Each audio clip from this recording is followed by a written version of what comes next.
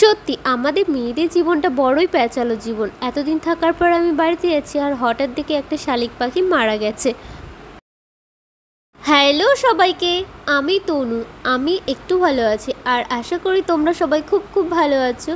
আর আমার একটু ভালো থাকার কারণ হচ্ছে আমি তো এতদিন থাকার পর বাড়িতে আজকে বাড়ি চলে যাচ্ছি, তাই মনটা একটু খারাপ। আর আমার ঠাম্মাকে তোমরা দেখতে পেলে, ঠাম্মা তো পুরো কেঁদেই দিচ্ছিল, চোখে একটু জল জল ছিল।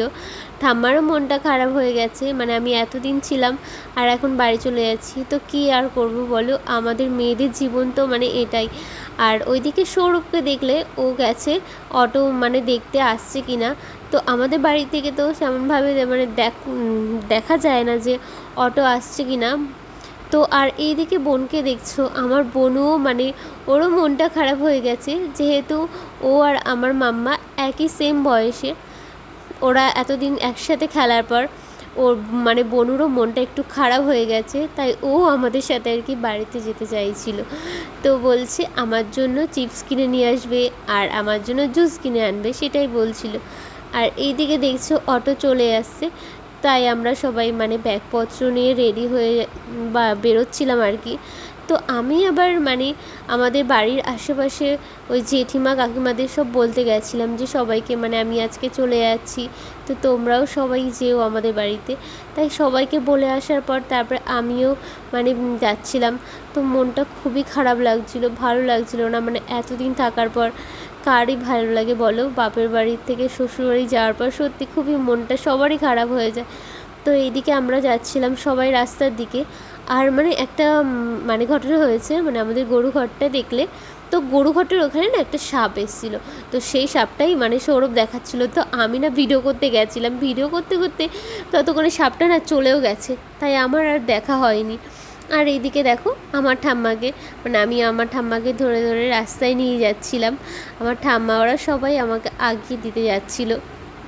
বাড়ির সবাই তো ছিল, কিন্তু কাকা বাড়িতে ছিল না, তাই কাকার সাথে যাওয়ার সময় আর কি দেখাটা হয়নি। তো কাকা তো গেছিলো মাঠে।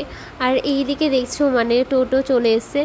আর তোমাদের আমি প্রথমে বললাম না যে অটো আসছে, তো অটোতে ভেবেছিলাম যে আমরা যাব, কিন্তু ভিড় হবে কি না কেমন, তাই আমাদের একটু ব্যাগপত্র বেশি ছিল, তাই ভাবলাম যে না থাক টোটোতেই যাই, তাই টোটো ভাড়া করলো। তারপর এই দিয়ে দেখো আমরা এখন টোটোতে যাচ্ছি। আর তোমরা দেখলে যে এই যে আমার বাবাও যাচ্ছে আমাদেরকে আগে দিয়ে আসছে। তো আমরা তো ভেবেছিলাম বাবা আর কি আমাদের স্টেশন পর্যন্ত আগে দিয়ে আসবে, কিন্তু বাবা একটা স্টেশন পর্যন্ত গিয়ে আগে দিয়ে এসছে। আর মাম্মাকে দেখো, মাম্মা কিছুটা বসার পর দাঁড়িয়ে পড়েছে, বলছে যে দেখো মাম্মা, ওই দেখো দিদু নদী দেখা যাচ্ছে। তো মাম্মা আবার উকি দিয়ে দেখছিল সবাইকে। আর আমি বাড়িতে আসার সময় তোমরা তো সবাইকে দেখলে, শুধু আমার কাকা ছিল না আর বোনও ছিল না। বোন সকালের দিকে চলে গেছিলো পড়তে। আর এই যে দেখো স্টেশনে এসেই দেখি বোনও আসছে। তো বোন চলে এসেছিলো ততক্ষণে। আর তোমাদেরকে কি বলবো, আমরা স্টেশনে দাঁড়িয়েছিলাম, হঠাৎ করে একটা পাখি শালিক পাখি পাখায় বাড়ি লেগে হট করে পড়ে গেছে নিচে। তো আমি আর বোন তাড়াতাড়ি করে পাখিটাকে ধরলাম, পাখিটাকে ধরে অনেকক্ষণ জল দিয়ে করছিলাম, পাখিটা কিছুতেই কোনো রেসপন্স করছিল না। তো পাখিটা সঙ্গে সঙ্গেই মারা গেছে আর কি। তো মনটা আসার সময় বাড়িতে আসার পথে এরকম একটা ঘটনা হলো, তাই স্বাভাবিক একটু মনটা একটু খারাপ হয়ে গেছিলো। আর এই যে দেখলে যে বাবা একটা স্টেশন আগিয়ে দেওয়ার পর বাবা চলে গেছে, তো বাবার একটু মনটাও একটু খারাপ লাগছিল। তো বাবা তো প্রায় কেঁদেই দিচ্ছিল। এটা কি বলছো? এটা কে এনেছে? কে এনেছে বলো, কে এনেছে? এটা কি পড়েছো তুমি? ঘাগরা কি বলে এটাকে? ঘাগরা না, গুপি ড্রেস। গুপি ড্রেস। তুমি এটা পরে কি রথ টানতে যাবে? তুমি এটা পরে কি রথ টানতে যাবে? আরেকটা দেখবি, শুধু চাবি হাবি ওরাই নিয়েই আছে জীবন। বুকা চাবিটা কত বাবি পুরো বৈষ্ণবী কত বাবি।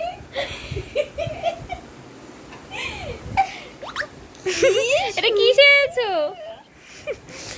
লজ্জা পাচ্ছে আবারও। ওই জামাটা খাওয়াও, পেছনটা কর। দেখি একটু ঘোরো তো, দেখি কেমন লাগছে তোমাকে। দেখি তুমি এটা পরে কি রথ টানতে যাবে আজকে বিকেল বেলা? দাদাকে দেখাতে হবে। ভালো লাগছে, ভালো লাগছে। কোথায় যাচ্ছ? বাইরে চলে এসেছি না সবাইকে দেখাতে।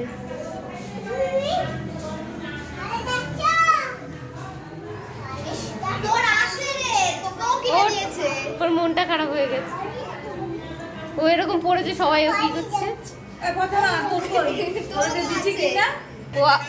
ও আবার ওকে রাগ ভাঙাচ্ছে। বাবা তোমার আছে? ওরে বাবারে,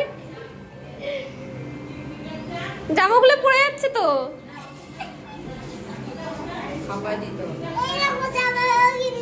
পটল, পটল রে, এদিকে দেখ একবার। কি রে? উই বাবা, ভালো লাগছে, ভালো লাগছে তো। তোমাদেরকে তো মানে বলা হয়নি, আমাদের বাড়ি থেকে আসার পর আমরা আমাদের বাড়িতে আর কি যাইনি, আমরা চলে এসেছিলাম দিদি বাড়িতে, কারণ মাম্মা আবার এখানটায় মানে দিদিদের এখানে রথ টানবে।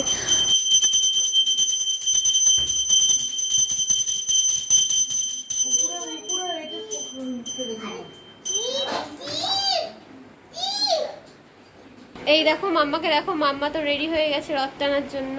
তো এইদিকে দিদি পুজো দিল জগন্নাথ দেবকে, আর এখন মাম্মা রেডি হয়ে গেছে রথ টানার জন্য। তো আমরা সবাই এক এক করে এখন রেডি হচ্ছি। মাম্মার তো মানে রেডি হয়ে যাওয়ার পরও মানে ওর যেন সাজা শেষ হচ্ছে না, তাই আয়নার সামনে দাঁড়িয়ে ও আবার আরেকটু সেজে নিচ্ছিল। আর এই যে দেখছো আমরা সবাই এখন বেরিয়ে পড়েছি। তো এই যে আমরা চলে এসেছি রথ টানতে। এই যে দেখছো এখন আমাদের রথ টানা হচ্ছে, মাম্মা আর রাই মিলে রথ টানছে।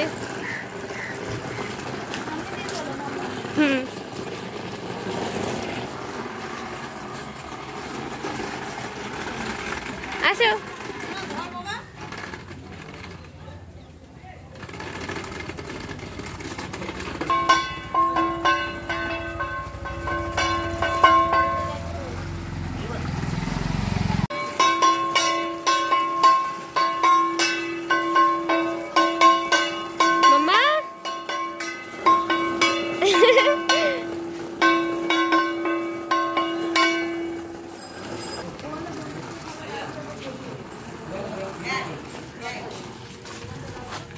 দিদিদের বাড়ির ঠিক সামনেই এই রাধাকৃষ্ণ ঠাকুরের মন্দির, আর এই মন্দিরের এখানে প্রতি বছর তো কীর্তন হয়, তাই এইখানে মানে জগন্নাথ দেবের রথ নিয়ে এসে প্রণাম করে আমরা সবাই তারপর মানে কিছু ভিডিও আর ফটো তুলে তারপর আমরা যাচ্ছিলাম মাসি বাড়ির দিকে।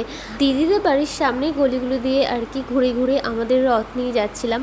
আর মাসি বাড়ির কথা বললাম না, মানে এটা একটা আমাদের কাকিমা হয়, তো এই কাকিমাদের বাড়িতে দিদিরা প্রতি বছর মানে রথ টানার পর ওইখানেই দিদিদের রথটা রাখে, তারপর ঠিক উল্টো রথের দিন মানে বাড়িতে নিয়ে আসে। ওই দিন ওই কাকিমাদের বাড়িতে ভোগ রান্না করা হয়।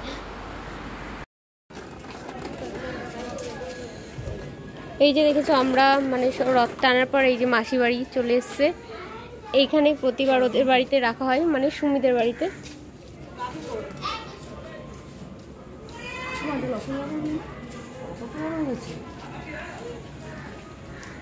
আমরা এখন যাচ্ছি সবাই মিলে জগন্নাথ দেবকে ওর মাসি বাড়িতে রাখতে যাচ্ছি।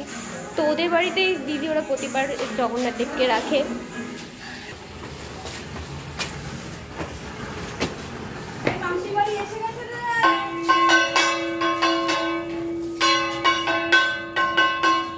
এই যে দেখছো তোমরা, এটা হচ্ছে জগন্নাথ দেবের মাসি বাড়ি, এখানেই থাকে।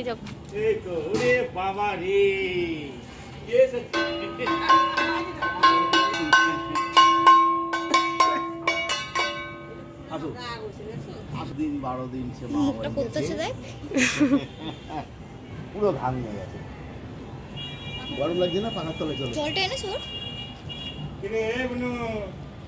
এই জায়গাটা তোমরা দেখতে পাচ্ছ, এইখানে মানে ওই যে কোনার দিকে সাইডে ঘরটা দেখতে পাচ্ছ, এখানে আগে মাওরা মানে ভাড়া থাকতো, এখন এখানে মাওরা থাকে না, এখন আমরা অন্য জায়গায় থাকি। তো এখানে এখনো মানে আমরা মাঝে মধ্যে আসলে এখানে মা ওরা বাবা ওরা থাকে। জগন্নাথ দেবকে আমরা মাসির বাড়িতে রাখার পর আমরা এখান থেকে যাব মেলার দিকে। তো মেলার দিকে ওখান থেকে ঘোরার পর তারপরে আমরা বাড়ি চলে যাব। তোমাদের সাথে দেখা হচ্ছে মেলায় গিয়ে। এই যে এখন যাচ্ছি আমরা মেলায়। তো মেলার তো ভিডিও ক্লিপ সেমন নেওয়া হয়নি। তো এই পর্যন্তই ছিল আজকের ব্লগ। তোমাদের ব্লগটা যদি ভালো লাগে তাহলে একটা লাইক করতে কিন্তু ভুলো না।